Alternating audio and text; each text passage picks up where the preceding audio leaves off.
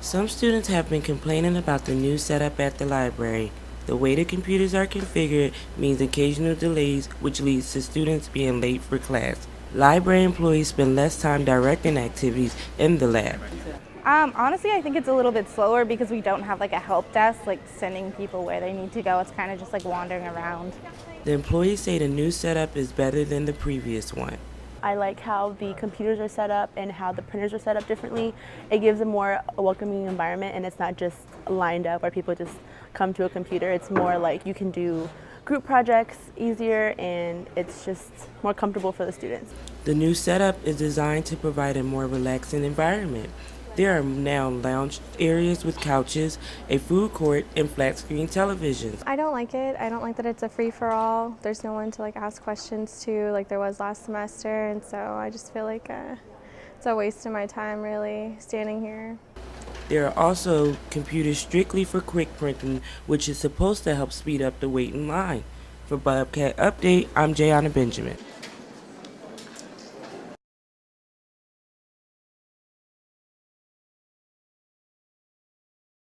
The church is selling pumpkins as a fundraiser. The pumpkins showcase the colors of the season and serve as a great photo opportunity. All proceeds from the pumpkin sales go to Roxanne's House of San Marcos. They were one of the ones that came to mind.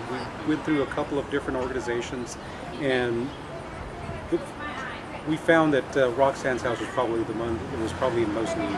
The Navajo Nation provides the pumpkins to the church and benefits from the annual sale. Our pumpkins come in on consignment, so we also sell we also support the Navajo Indian Reservation that provides the pumpkins. So they get a commission off what our sales are for the entirety of the event. Several Texas state organizations are involved in the pumpkin patch this year.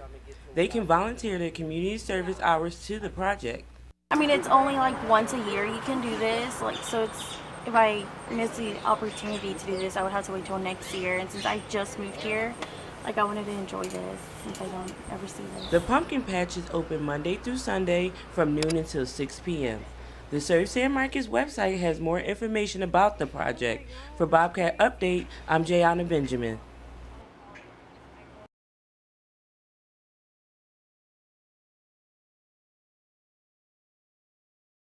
Spending hours per day on Twitter is trending. I'm on Twitter frequently, probably about 20 hours a day.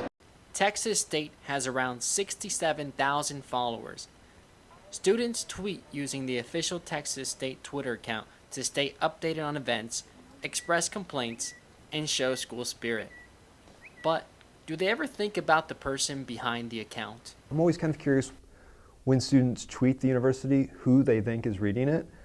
Sometimes I wonder, do they think the president's behind the Twitter account?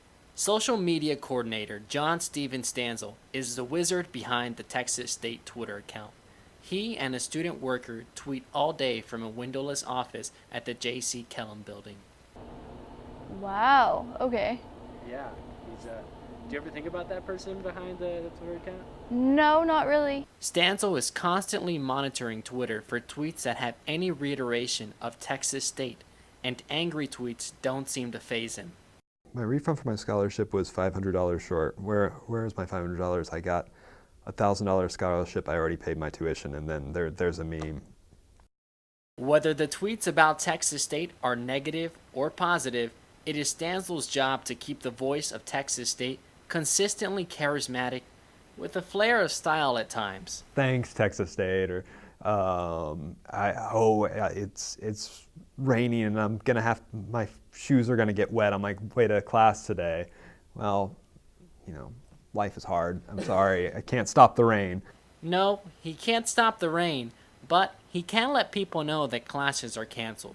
In fact, during the last flooding crisis in September, Twitter was a method of communication that informed many people that classes were officially canceled. One of my many goals for social media at Texas State is to be a service for the students. If there's a problem, we want to know and be able to fix it, or again, like I said, get you to somebody who can solve that problem. Stanzel admits he likes to get geeky with some tweets, and that the times he gets to make a prospective Bobcats day by congratulating them on their admission far outweighs the plethora of negativity coming at him daily. can't always help in all of those situations, but we're always listening. So next time you tweet at Texas State, maybe think about the person at the receiving end, an eagle eye. Always listening, always watching, always caring for us Bobcats. For Bobcat Update, I'm Isaac Garza.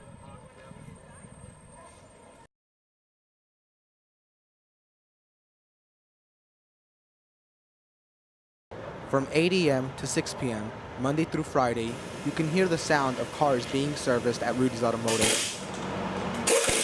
San Marcos residents have relied on Rudy's to get their car fixed for about 2 decades. Many regard the proprietor, Rudy Espinoza, as a friend, and no matter where he goes, it seems that everyone knows his name. From our church fiestas here in town with St. John's Catholic Church, the Knights of Columbus, organization, doing stuff for them, and then of course now at the Rattler Stadium, you get to be in front of a lot of different people.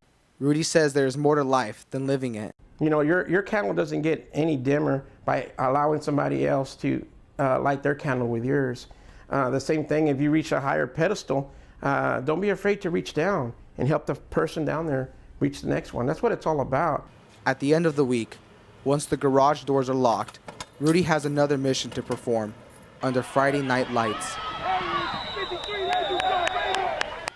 He also runs concessions for the San Marcos High School Rattlers during home games. What we decided to do is set up all new equipment, the menu, the merchandise, inventory it, where now the booster parents and different organizations at the high school can walk into pretty much a loaded store, so to speak. The San Marcos community has a special place in his heart. Rudy has seen many changes over the years, and yet a consistency in the people. The locals, our students, our kids, we truly get what the future's about, and we try to be part of that. Rudy says that the people he encounters at the games serve as another opportunity to make each day better. In Rudy's views, working hard doesn't have to kill you or your spirit. For Bobcat Update, I'm Gustavo Torres.